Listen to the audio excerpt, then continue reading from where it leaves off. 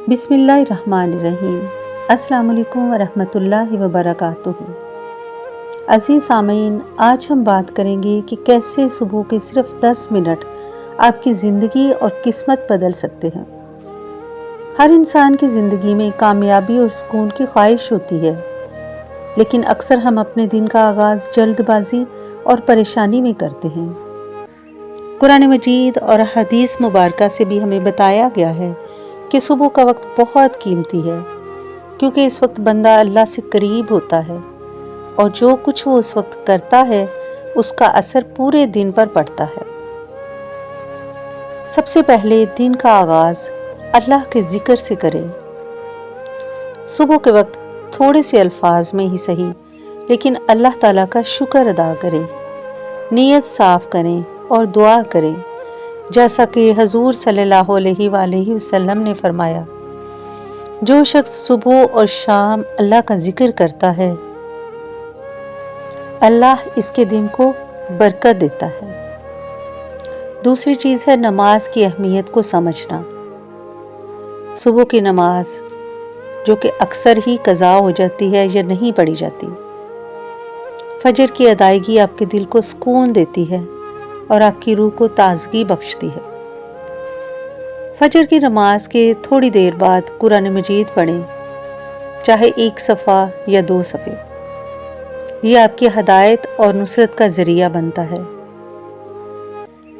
और नंबर 3, मस्बत सोच अपनाएं। सुबह के आगाज़ में अगर आप मस्बत सोचें और अपने दिन के लिए अच्छे इरादे बनाएं, तो आपकी तवानाई बढ़ती है। जैसे मैं आज कामयाब होऊंगा या आज अल्लाह मेरी मदद करेगा। इस तरह के अल्फाज आपकी हिम्मत और हौसला बढ़ाते हैं। छोटा सा अमल और बहुत बड़ा फ़र्क।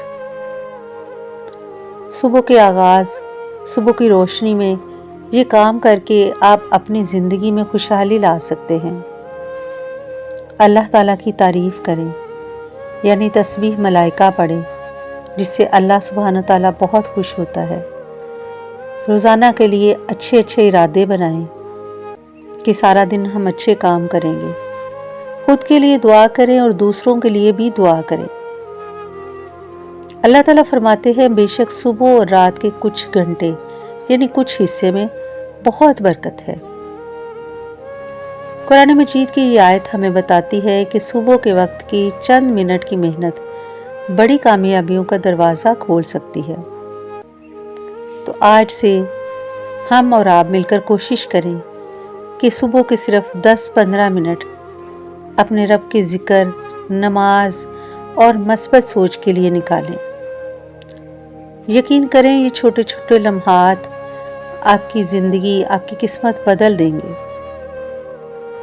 और ज़िंदगी में बरकत ले आएंगे। अल्लाह हम सबको अपनी रज़ा के लिए, अपनी रज़ा के रास्ते पर चलने की तौफीक अता फरमाए। आमीन या रब्बुल आलमीन।